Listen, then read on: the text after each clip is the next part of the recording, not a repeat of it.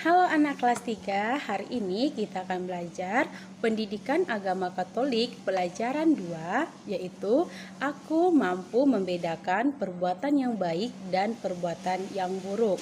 Nah, Miss akan kasih kamu video pembelajaran dari Miss, kamu belajar dari video itu, kamu pahami video ataupun materi yang disampaikan kepada kamu. Kalau ada pertanyaan, kamu bisa tanya kepada Miss melalui WA ataupun di telepon. Nah, anak-anak, selamat menyaksikan video pembelajaran dari Miss. Selamat pagi dan salam sehat.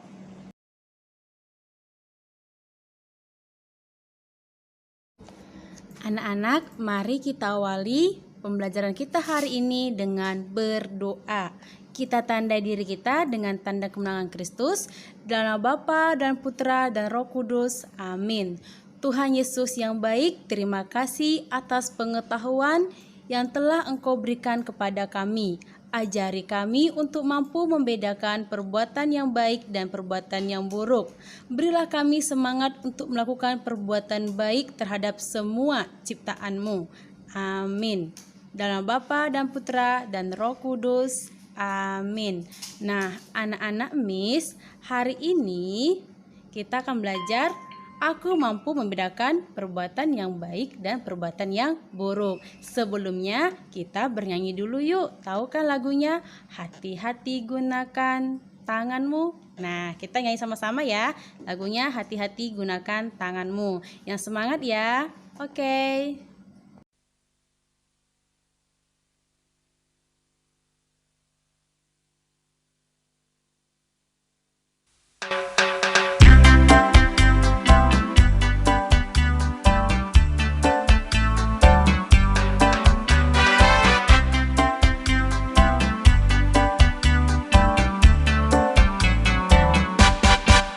Hati-hati gunakan tanganmu. Hati-hati gunakan tanganmu. Karena Bapa di surga melihat ke bawah. Hati-hati gunakan tanganmu. Hati-hati gunakan kakimu. Hati-hati gunakan kakimu. Karena Bapa di surga melihat ke bawah. Hati-hati gunakan kakimu. Hati-hati gunakan mulutmu. Hati-hati gunakan mulutmu. Karena Bapa di surga melihat ke bawah.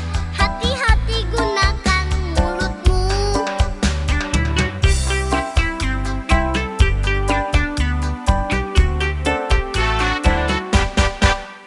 Hati-hati gunakan tanganmu.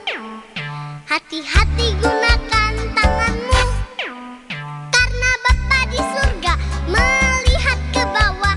Hati-hati gunakan tanganmu. Hati-hati gunakan kakimu. Hati-hati gunakan kakimu. Karena Bapa di surga melihat ke bawah.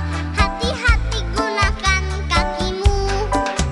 Hati-hati gunakan mulutmu.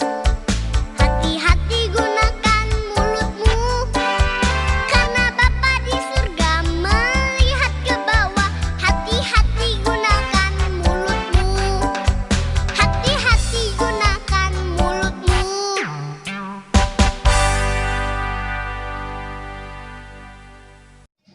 Oke anak-anak, setelah tadi kita bernyanyi, nah sekarang Miss mau tanya nih, anak-anak siapa yang bisa membedakan perbuatan yang baik dan perbuatan yang buruk? Nah, ada yang bisa? Oke, kita akan bahas ya, apa itu perbuatan baik dan apa itu perbuatan yang buruk. Silahkan didengarkan penjelasan dari Miss Anita. Oke?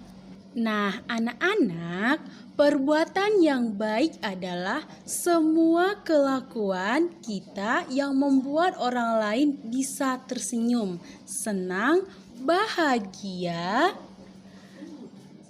dan perbuatan baik tidak melanggar aturan dan tidak merugikan orang lain. Nah, anak-anak, kalau kita melakukan perbuatan baik, maka Tuhan Yesus akan senang kepada kita. Tuhan Yesus akan memberikan berkat-Nya berlimpah kepada kita. Nah, sedangkan perbuatan yang buruk itu adalah semua kelakuan yang kita lakukan membuat orang lain menjadi cemberut, sedih, marah. Dan perbuatan yang buruk itu melanggar aturan dan merugikan orang lain. Nah, perbuatan buruk ini Tuhan Yesus tidak suka. Nah, Tuhan Yesus tidak suka sama anak-anak yang melakukan perbuatan yang buruk. Mengerti ya? Oke, kita lanjut. Nah, anak-anak, sekarang kamu perhatikan gambar tersebut. Itu contoh perbuatan apa? Nah, itu adalah contoh perbuatan yang baik. Gambar yang pertama, ada seorang anak kecil yang memberi sedekah kepada seorang nenek yang membutuhkan. Gambar yang kedua, rajin belajar. Gambar yang ketiga, hormat kepada orang tua. Gambar yang keempat, berdoa kepada Tuhan. Gambar yang kelima, hormat kepada ibu gurunya. Nah, ini adalah contoh-contoh perbuatan yang baik. Paham ya? Anak-anak, kalau kita melakukan perbuatan baik, maka ada dampaknya kepada kita. Apa dampaknya, Miss Anita? Dampaknya adalah kita akan tumbuh menjadi anak yang sabar, disenangi banyak orang, dan diberkati oleh Tuhan. Nah, mau kan melakukan perbuatan baik? Nah, kalau mau jadi anak yang sabar, disenangi banyak orang, diberkati oleh Tuhan, maka dari sekarang lakukan perbuatan yang baik yang tidak merugikan orang lain. Nah, anak-anak, sekarang kita lihat contoh perbuatan yang buruk. Nah, yang pertama itu adalah, lihat pada gambar, yang pertama adalah ada anak yang sedang bertengkar. Lalu pada saat belajar mencontek punya teman dia. Lalu suka berbohong. Lalu ada gambar mencuri. Nah, itu adalah contoh perbuatan yang buruk yang dapat merugikan orang lain. Nah, perbuatan buruk inilah yang tidak disukai oleh Tuhan. Bukan hanya Tuhan, teman-teman di sekitar kita juga tidak suka kalau kita melakukan perbuatan yang buruk.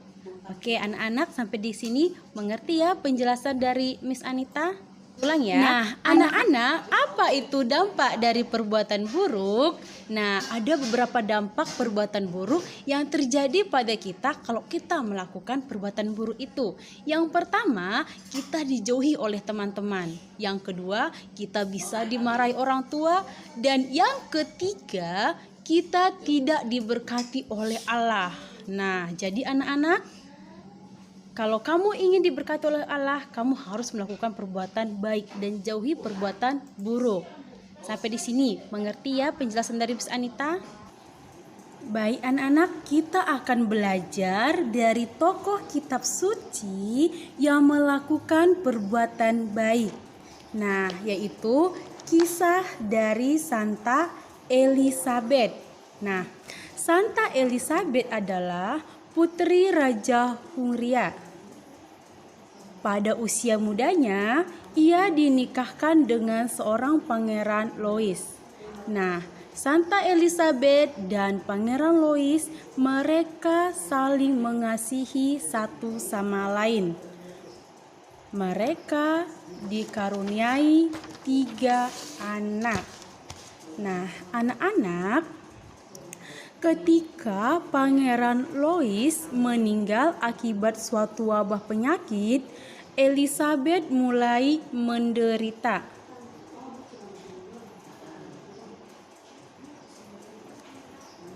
Karena sanak saudara suaminya tidak menyukai Elizabeth, karena Elizabeth suka membagikan banyak makanan kepada kaum miskin. Nah, anak-anak yang terkasih, Elizabeth dan anak-anaknya pergi dari istana dan hidup menderita. Mereka menderita kelaparan dan kedinginan. Namun, Elizabeth tidak pernah mengeluh. Ia mengucap syukur kepada Tuhan dan berdoa dengan lebih tekun. Akhirnya Elizabeth pun menerima penderitaannya sama seperti menerima kebahagiaannya. Nah, anak-anak, setelah itu pamannya Elizabeth mau Elizabeth untuk menikah lagi karena ia masih muda dan cantik. Akan tetapi Elizabeth tidak mau. Ia ingin mempersembahkan hidupnya untuk Tuhan. Ia mau menjadi seperti Santo Fransiskus yang hidup dalam semangat kemiskinan. Nah, anak-anak, inilah cerita dari kisah Santa Elizabeth. Nanti kamu bisa lihat di buku cetak kamu lebih lengkapnya halaman 15 dan halaman 16. Nah, jadi Elizabeth ini dia rela mengorbankan kebahagiaannya hanya untuk menolong orang-orang yang miskin, yang kelaparan. Seperti itu ya. Anak-anak, sekarang silahkan kamu lihat gambar tersebut. Inilah gambar Santa Elizabeth yang sangat suka sekali menolong orang-orang yang kelaparan, membagi-bagikan makanan. Silahkan diperhatikan gambarnya sejenak.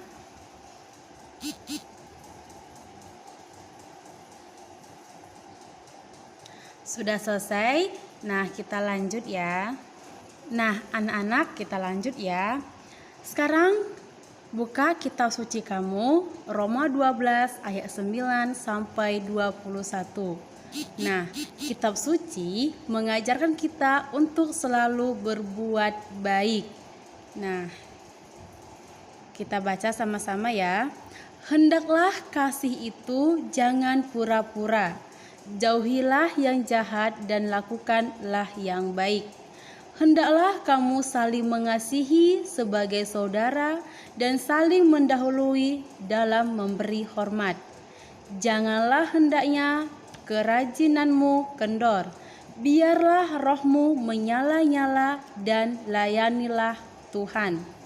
Bersukacitalah dalam pengharapan, sabarlah dalam kesesakan, dan bertekunlah dalam doa. Bantulah dalam kekurangan orang-orang kudus dan usahakanlah dirimu untuk selalu memberi tumpangan. Berkatilah siapa yang menganiaya kamu, berkatilah dan jangan mengutuk. Bersukacitalah dengan orang yang bersukacita, menangislah dengan orang yang menangis. Hendaklah kamu sehati sepikir dalam hidupmu bersama. Janganlah kamu memikirkan perkara-perkara yang tinggi, tetapi arahkanlah dirimu kepada perkara-perkara yang sederhana. Janganlah menganggap dirimu pandai. Janganlah membalas kejahatan dengan kejahatan.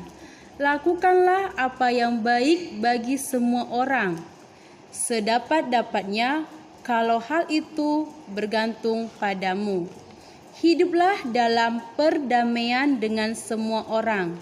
Saudara-saudaraku yang terkasih, janganlah kamu sendiri menuntut pembalasan, tetapi berikanlah tempat kepada murka Allah.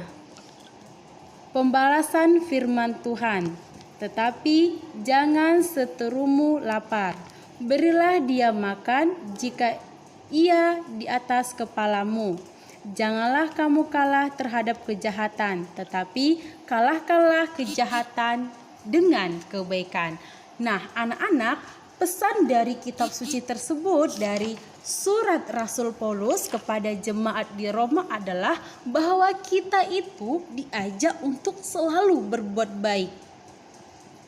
Kita harus bisa mengalahkan kejahatan itu dengan kebaikan, seperti contoh-contoh kebaikan yang sudah Miss beritahu tadi. Oke?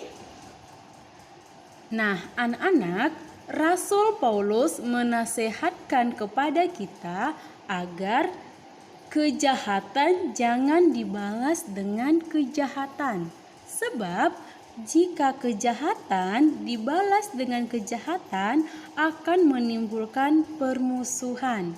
Maka marilah anak-anak kita sama-sama melakukan kebaikan di dalam kehidupan kita sehari-hari supaya hidup kita lebih damai, tentram, tenang, dan rukun.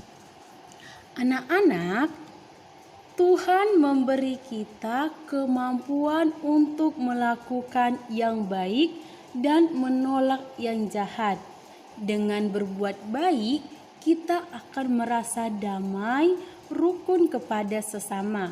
Sebaliknya, dengan berbuat jahat, maka orang lain akan menderita dan hidup kita juga tidak tenang kalau kita melakukan kejahatan kepada orang lain. Anak-anak, sebagai bahan refleksi kamu di dalam diri kamu adalah, apakah saya rela berbuat baik kepada orang yang jahat kepada saya? Silahkan jawab di dalam hati kamu masing-masing. Baik anak-anak Miss, nah sampai di sini pembahasan kita tentang melakukan perbuatan baik dan menolak perbuatan buruk atau membedakan perbuatan yang baik dengan perbuatan yang buruk. Sekarang Miss Anita akan ajak anak-anak untuk berdoa penutup. Mari anak-anak ambil sikap berdoa yang baik dan benar. Kita berdoa di dalam nama Bapa dan Putra dan Roh Kudus. Amin. Tuhan Yesus, terima kasih atas berkat-Mu atas pelajaran agama hari ini. Tuntunlah kami agar kami mampu membedakan yang baik dan yang buruk. Jauhkanlah kami untuk melawan godaan melakukan kejahatan. Dan berilah kami semangat untuk berbuat baik kepada semua ciptaan-Mu. Demi Kristus Tuhan kami. Amin. Di dalam nama Bapa dan Putra dan Roh Kudus. Amin. Oke, terima kasih anak-anak Miss telah mendengarkan video pembelajaran Miss hari ini. Tetap semangat, jaga kesehatan, salam sehat. Oke anak-anak, untuk tugasnya Miss akan buat di Google Classroom. Nanti kamu baca Google Classroom Miss, lalu kamu kerjakan tugasnya. Kerjakan sebaik mungkin, tulisannya yang jelas, pakai pulpen. Paham ya? Oke, sampai ketemu minggu depan pembelajaran berikutnya, yaitu pembelajaran Yakub. Sampai ketemu. Dadah.